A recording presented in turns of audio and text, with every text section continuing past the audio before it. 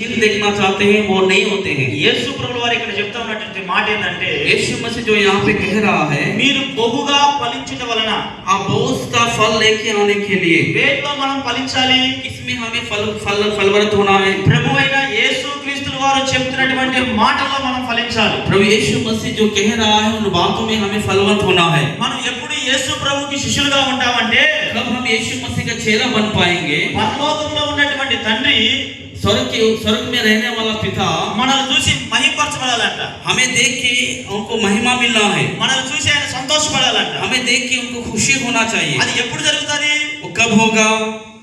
ఎప్పుడు జరుగుతుందో తెలుసా? कब होगा आपको मालूम है? మనము ఫలించట వలన।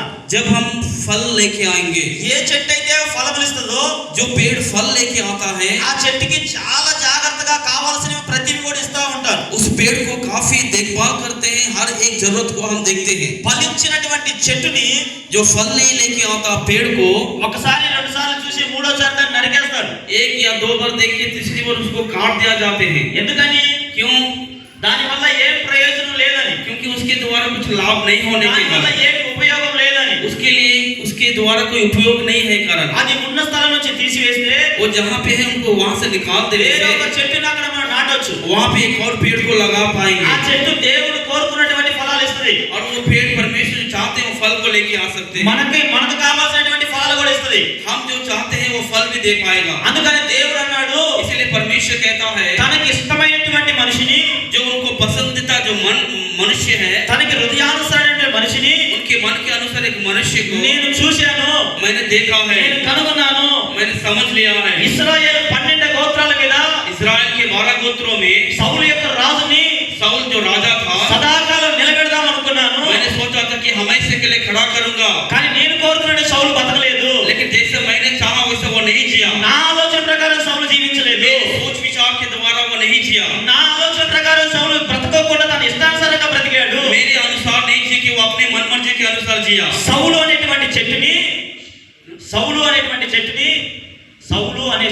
చెట్టు साउल नाम का जो पेड़ है, నేను దాన్ని తీసివేసి उसको मैंने निकाल के దావీదు అనేటువంటి చెట్టుని నేను నాటబోతున్నా। दाऊद नामक पेड़ को मैंने लगाने जा रहा ఆ हूँ చెట్టు దేవుడు కోరుకున్నటువంటి ఫలాలు ఇస్తుంది। और वो पेड़ परमेश्वर जैसा चाहता है वो फल को लेके आएगा। Praise Lord, hallelujah, hallelujah, praise Lord, hallelujah. Hallelujah. నువ్వు బహుగా ఫలించడాన్ని బట్టి आप जो बहुत सा फल लेके आने के द्वारा రెండు కార్యాలు జరుగుతున్నాయి। 2 काम हो सकते हैं। ఒకటి, पहला, పరలోకంలో ఉన్నటువంటి దేవుడు మహిమపరచబడుతున్నాడు। स्वर्ग में जो परमेश्वर है उसकी महिमा होती है। రెండవది, दूसरा, ప్రభువైన యేసుక్రీస్తు వారికి నువ్వు శిష్యుడుగాను శిష్యురాలుగా ఉంటావు। और दूसरा प्रभु यीशु मसीह का चेला या चेले के रूप में हम बन पाएंगे। శిష్యుడు అనగా चेले का मतलब తెలుసండి మీకు?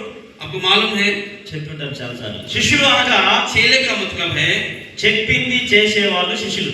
जो कहता है करने वाला ही चेला है। అర్థమైందండి? समझ में आ रहा है? యేసు ప్రభు తన శిష్యులకు ఎన్నో సార్లు यीशु मसीह अपने शिष्यों को कई बार ఈ సముద్రం దాటి అవతలికి వెళ్దాం అన్నాడు। इस समुद्र को पार करके उस पार जाएंगे ना। చాలా సార్లు వాళ్ళు వెళ్ళేసి వచ్చారు। कई बार लोग जाके फिर वापस आया। ఆ సందర్భంలో उस समय में ప్రభువా, प्रभु పోయినసారి వెళ్ళినప్పుడే చాలా కష్టము, భయంకరమైన గాలులు తుఫాన్లు వచ్చినాయి। पिछली बार जब हमने गए थे वहाँ पे काफी तूफान आए, कष्ट तकलीफ आया। ఈసారి వెళ్ళడం అంత అవసరం అంటారా इस बार जाना क्या उतना जरूरत है? అని వాళ్ళు ఏమనలా।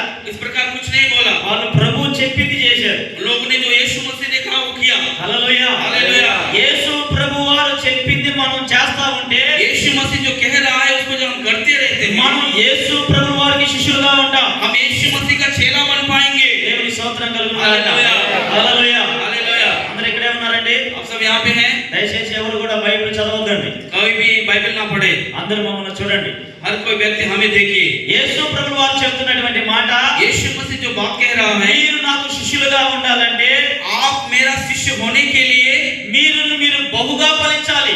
आप अपने आप में फल लेके आना है। ఎక్కడ ఫలించాలి? कहाँ पे फल लेके आना ఎక్కడ है? ఫలించాలి? कहाँ पे फल लेके आना है? మొదటగా ఇంటిలో ఫలించాలి। पहला हमारे घर में फल, ప్రైజ్ లార్డ్, హల్లెలూయా। హల్లెలూయా। ఇంటిలో ఫలాలను చూపించాలి। हमारे घर में हमारे फलों को दिखाना है। తర్వాత సంఘంలోని ఫలాలను చూపించాలి। बाद में चर्च में हमारे फलों को दिखाना है। తర్వాత సమాజంలోని ఫలాలను చూపించాలి। बाद में समाज में हमारे फल दिखना है। అయ్యా బాగానే ఫలాలు అంటున్నావు, ओ पास्टर जी आप फल के विषय में बात कर रहे అసలు हैं। ఆ ఫలాలంటే ఏంటివి? ओ वो फल क्या है? ఆ ఫలాలంటే ఏంటివి? वो फल क्या है?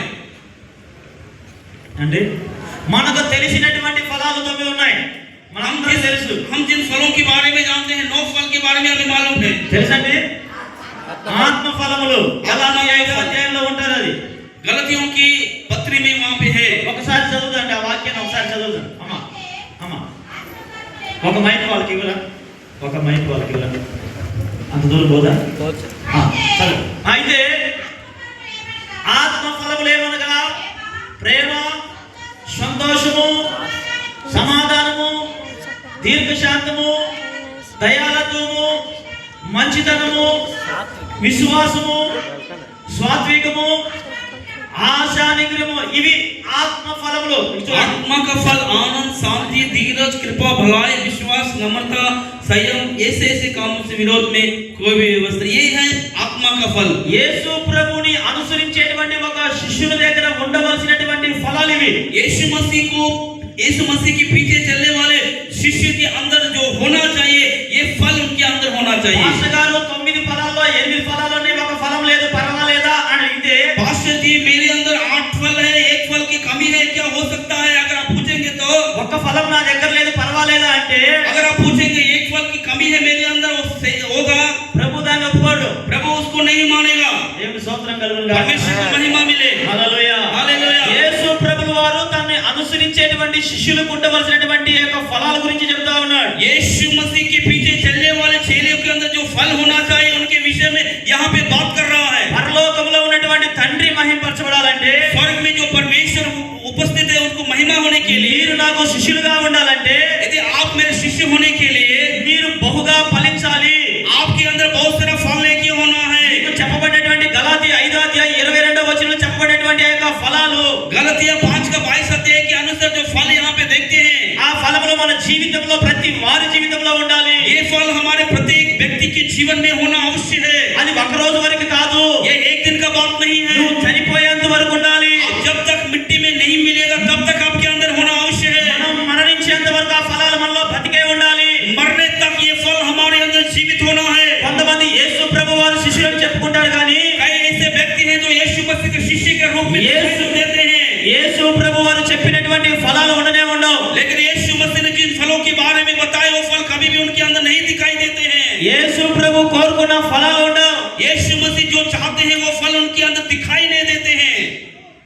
ఇప్పుడు మిమ్మల్ని అడుగుతున్నాను, अभी मैं आपसे पूछता हूँ, ఎంతమంది యేసు ప్రభువు శిష్యులుగా ఉండాలని కోరుకుంటున్నారు? कितने लोग हैं जो आप में से जो यीशु मसीह के शिष्य बन के रहना चाहते हैं या शिष्य होना चाहते हैं? ఏంటండి అర్థం కాలేదా? आपको समझ में नहीं आया मैंने जो कहा?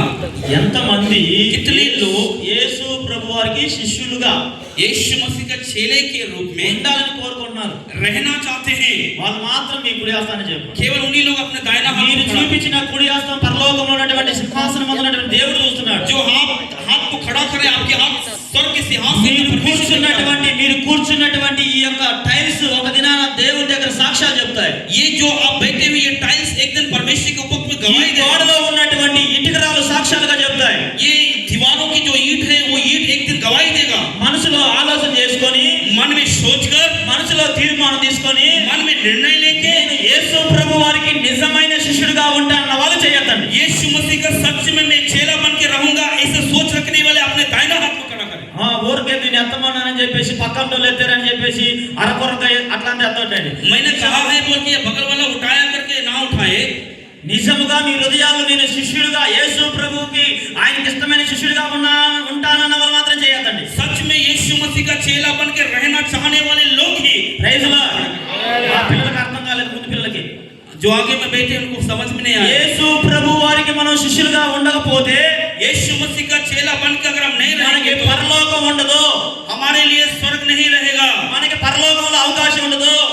स्वर्ग में हमारे लिए मौका नहीं मिलेगा. భూలోకంలోనే మనం యేసు ప్రభు శిష్యులు అని మనం చెప్పుకొని తిరగాలి తప్ప, इस पृथ्वी में यीशु मसीह के चेले बन के हम कहकर घूम सकते हैं. యేసు ప్రభు వారు సంతోషపడరు. यीशु मसीह खुशी नहीं हो सकते. యేసు ప్రభు ఆనందపడడు. यीशु मसीह के मन में आनंद नहीं నీ होगा. మనసులో నువ్వు సంతోషపడాలంతే. आप अपने मन में खुशी होने के నీ लिए మనసులో నువ్వు సంతోషపడాల్సిందే అంతే. आपके केवल आप ही खुशी हो पाएंगे. ఎందుకు? क्यों? నేను యేసు ప్రభు శిష్యురాలని మనం చెప్పుకోవాలా? केवल हमें ही कहना पड़ेगा हम यीशु मसीह के चेले हैं. యూదా కూడా అలా చెప్పుకొని 3.5 సంవత్సరాలు యేసు ప్రభుతో పాటు తిరిగాడు. यीशु यीशु मसीह का चेला योदा भी उसी प्रकार 3.5 साल उसके साथ चेला बोल के घूमता యేసు ప్రభు కోరుకునేది గుంపులు గుంపులు ప్రజలు కాదు. यीशु मसीह झुंड को नहीं चाहते हैं, నిజముగా ఆయన అనుసరించేటువంటి వాళ్ళు ఆయన కావాలి. वो सच्चाई के साथ चलने वाले लोग उनको चाहिए. హల్లెలూయా. हालेलुया. యేసు క్రీస్తుని అనుసరించేటువంటి వారిగా మనం ఉండాలి. यीशु मसीह के पीछे चलने वालों में से हमको होना है. పరలోకంలో గుంపులు గుంపులుగా ప్రజలు చేర్చడానికి యేసు ప్రభు ఉద్దేశం కాదు. परमेश्वर यीशु मसीह का उद्देश्य ये नहीं कि అక్కడ झुंड का झुंड स्वर्ग में जाए. అక్కడ ఆయన ఆరాధించడానికి కొన్ని లక్షల కోట్ల దేవదూతలు ఉంటున్నారు. उस परमेश्वर की आराधना करने के लिए करोड़ों स्वर्गदूत वहां पे मौजूद है. చాలా మంది అనుకుంటారు बहुत लोग सोचते हैं నేను మందిరానికి రాకపోతే ఏమన్నా అవుతుందేమో, मैं मंदिर में नहीं जाने से क्या होगा, నేను మందిరానికి పోతే యేసు ప్రభు కోపడతాడేమో, मैं मंदिर में नहीं जाने से यीशु मसीह गुस्सा होंगे, నేను మందిరానికి పోతే దేవుడికి ఏదైనా నష్టం కలుగుతుందేమో मंदिर में जाने से यीशु मसीह कुछ అని नुकसान ప్రభు होंगे. కోసం మందిరానికి వచ్చే వాళ్ళు ఉన్నారు. इसलिए प्रभु के लिए कुछ लोग आते हैं నా मंदिर में. ప్రియమైనటువంటి సంఘ విశ్వాసులారా, मेरे प्यारे प्रिय चर्च, నా ప్రియమైనటువంటి విశ్వాసులారా, मेरे प्यारे विश्वासी నా भाई, ప్రియమైనటువంటి సంఘ బిడ్డలారా, मेरे प्यारे भाई ఈ बहन, ఉదయకాల సమయంలో దేవుని యొక్క సేవకుడిగా మీకు ఒక మాట చెప్తా ఉన్నాను. इस सुबह के समय में परमेश्वर का सेवक होने के लिए యేసు ప్రభు వారు పరలోకంలో గుంపులు గుంపులుగా ప్రజలను చేర్చుకోవడానికి భూలోకానికి రాలా. यीशु मसीह को झुंड का झुंड स्वर्ग में लेके जाने నీకు నరకాన్ని తప్పించడానికి, నీకు నరకాన్ని తప్పించడానికి ఆయన భూలోకానికి వచ్చాడు. आपको नरक से बचाने के लिए वो इस धरती पर आया है. మీ దగ్గరికి చప్పట్లు కొడతారని విశ్వాసం. विश्वास करने वाले जोर से हाथ ताली बजा सकते हैं. హల్లెలూయా. हालेलुया. హల్లెలూయా. हालेलुया. హల్లెలూయా. ఏదో మనం మందిరానికి వెళ్ళకపోతే ఇంకా ఎవరికైనా ఏదైనా నష్టం కలుగుతున్నట్టుగా ఆలోచనతో మందిరానికి రావద్దండి. अगर हम मंदिर में नहीं जाने से किसी का नुकसान होगा करके ऐसा सोच रहा कि आप मंदिर में ना आए. ప్రభు ప్రాణం పెట్టింది నన్ను నరకం నుంచి తప్పించడానికి. प्रभु ने अपना प्राण दिया हमें इससे बचाने के लिए. నేను మందిరానికి రాకపోతే నాకేదో నష్టం కలుగుతుంది అన్నట్టుగా రావద్దండి. मुझे मंदिर में नहीं जाने से कुछ नुकसान होगा करके आप ना आए. అర్థం ఉందండి? आपको समझ में आ रहा है? అర్థం ఉందా? समझ में आ रहा है? అర్థం ఉందండి? समझ में आ रहा है? ఇతరులను మెప్పించడానికి, ఇతరులను పొగిడేదానికి వచ్చినటువంటిది చాలు. वो दूसरों को महिमा देने के लिए, दूसरों को वाहवाही करने के लिए हो गया, काफी है ये. యేసు ప్రభు వారు నీ కొరకు ప్రాణం పెట్టింది నువ్వు నరకంలో, ఆ యొక్క అగ్నిలో, యాగంలో ఏడకూడదు, కేకలు పెట్టకూడదని.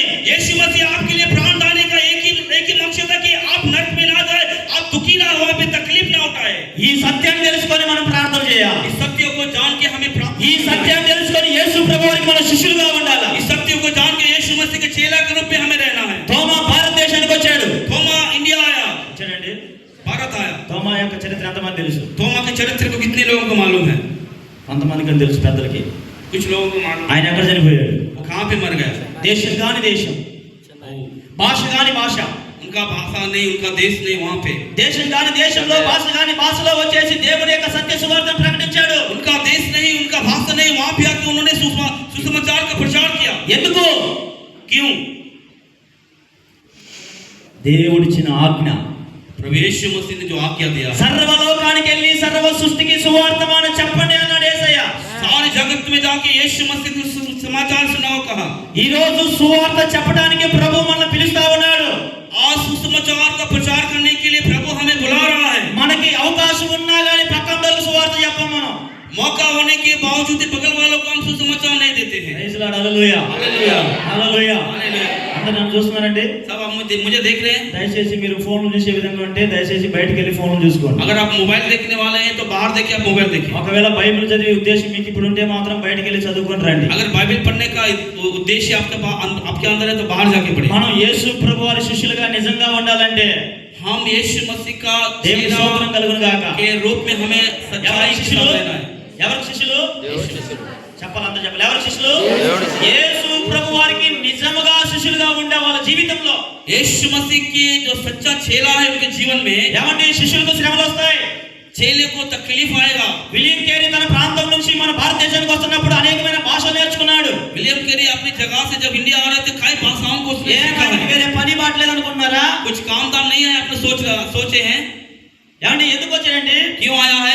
ఇండియా దేశానికి వస్తే ఎవరైనా లక్షల కోట్ల డబ్బులు ఆయనకి ఇస్తానన్నారా? कि इंडिया आने से उनको लाख रुपया देंगे. యేసు ప్రభు వారికి కలిగిన భారం, यीशु मसीह के ऊपर जो बोझ, యేసు ప్రభు కలిగినటువంటి భారం, यीशु मसीह का जो बोझ उनके अंदर था, ఆయన చెప్పిన ఆజ్ఞ, उन्होंने जो आज्ञा दिया है, భుజముల మీద మోసుకొని अपने कंधों के ऊपर ढोकर భారతదేశానికి వచ్చాడు. वो इंडिया आया. ఈ రోజు మన చేతుల్లో ఉన్నటువంటి పరిశుద్ధ గ్రంథమైనటువంటి బైబిల్ గ్రంథాన్ని తర్జుమా చేయడానికి ఎన్ని భాషలు నేర్చుకున్నాడు ఆయన. आज हमारे हाथों में जो बाइबल है उसको ट्रांसलेशन करने के लिए कई भाषाओं को उसने सीखा है। Praise lord. हालेलुया। విలియం కేరీని దేవుడు భారతదేశానికి పంపించినందుకు దేవుడికి ఒకసారి చప్పట్లు కొడతాండి. विलियम केरी को इंडिया में भेजने के लिए परमेश्वर के लिए दो डॉल हम आपका గట్టిగా కొట్టండి. హల్లెలూయా. हालेलुया। హల్లెలూయా. हालेलुया। శిష్యులనగా యేసు ప్రభు చెప్పినట్టు చేసేవాళ్ళ శిష్యులు. चेलों का मतलब है यीशु मसीह जो कहता है उसको करने वाला ही से चेले हैं। మనకు ఒక బోధకుడు ఉన్నాడు. हमारे लिए एक बोध एक మనకు ఒక రక్షకుడు ఉన్నాడు. మనకు ఒక రక్షకుడు ఉన్నాడు. हमारे लिए एक रक्षक है। ఆ రక్షకుడు చెప్పిన మాటల ప్రకారం మనం వెళ్దాం. वो रक्षक जो कहता है उसके अनुसार हम चलेंगे। హల్లెలూయా. हालेलुया। శిష్యుల దగ్గర కూర్చొని చెప్తున్నటువంటి మాట, चेलों के पास बैठकर जो कह रहा है మీరు నన్ను అనుసరిస్తే కాదు, आप मेरे पीछे चलना ही नहीं, మీరు ఫలించాలి. आपको फल लेके आना है। మీ దగ్గర ఫలాలు ఉండాలి. आपके अंदर फल होना है। ఆమేన్. ఏమేం ఫలాలు? क्या क्या फल होना है? చదవండి అందరూ మరొకసారి. అందరూ బైబిల్ తీసింది. గలాతీ పత్రిక 5వ అధ్యాయం. మళ్ళీ అందరూ తీయండి. ఎవరు ఇప్పుడు చదవదు, అందరూ తీసి ఒకేసారిగా ఒకే ఖండంతో 9 ఫలాలు మనం చదువుదాం. బైబిల్ చదవగలిగినటువంటి వాళ్ళందరూ కూడా బైబిల్లో వీళ్ళు గలాతీ పత్రిక 5వ అధ్యాయంలో రాయబడినటువంటి 9 ఫలాలు అందరూ చదువుదాం. హిందీలో, ఇంగ్లీష్లో, తెలుగులో అందరూ చదవండి. 5 का प्राइस అందరూ చదువుదాం. आनंद, शांति, धीरज, कृपा, भलाई, विश्वास, नम्रता, संयम,